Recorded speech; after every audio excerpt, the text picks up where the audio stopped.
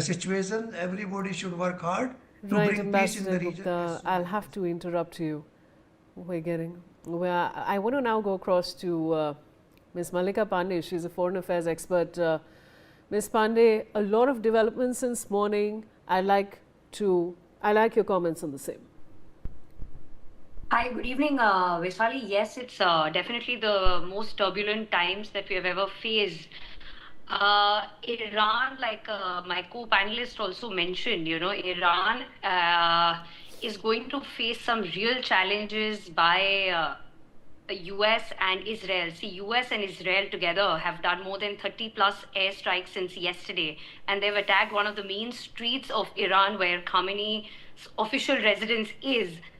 But we can't expect, like a lot of commentators we're hearing, that it's going to be a regime change for Iran, but it's not going to be that easy for US and Israel. If you see, I mean, last year also, if you decode 12-day midnight hammer, and before that, 2020, when Trump was the president, when he targeted Major Soleimani, what we've seen that Iran has retaliated in a big way. I mean, Iron Dome was pierced by them, like Colonel Himani said. And not only that, Iran just used their ballistic missiles and attacked the Mossad headquarters. Thankfully, it did not, it just landed in the lawn. But this time they can be using hypersonic missiles. And we've seen the evidence. They've supplied a lot of missiles to Houthis who have countered America during the Red Sea, and they have put a tough fight for America, and America had to withdraw its troops from Yemen.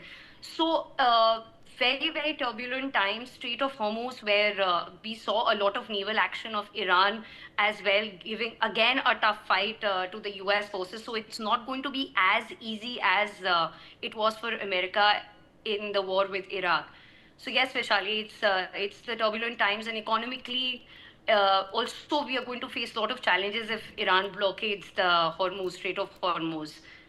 And we need to remember that they have been manufacturing these precision missiles for a very long time. So, according to the reports, what I did a lot of study on that. To give a very crude example of it, if Iran decides to attack probably a car in Israel, they can precisely do it with their precision hypersonic missiles. So they are that, even though they don't have a very strong naval and air force base, but they have a very, very strong ballistic missile system. Yes, Vaishali. Major General Shashi Asana, I'd like to come to you now. Uh, just want to ask you, all of these developments, we are going to see what's going to unfold, but any way to globally de-escalate the current situation, because this doesn't look good. Uh, there's no doubt that uh, the demand of the situation is that somebody should bring down the temperatures and call for some kind of reconciliation between the two sides. But the problem is that the two sides are stuck in a situation where it's not easy for anybody else to call truce or even advise truce. Now let's look at all the three sides.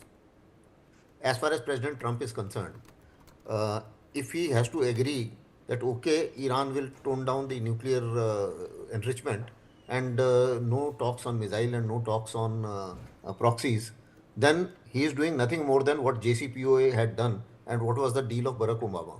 So all the actions which he took, he pulled out from the previous deal to say that it is not good enough because missiles are also equally dangerous for Israel's survival, etc., etc. Now all that goes out of the window if he has to concede to only what Iran is asking, that okay, I will only give you concessions on nuclear and nothing else. So that he it is going to be shall I say a showdown for it will be a it will not be good for President Trump's image. Number one. Number two, President Trump himself is in a awkward situation domestically. He also wants the support of an action which is outside, like what Netanyahu has been fighting one war after another.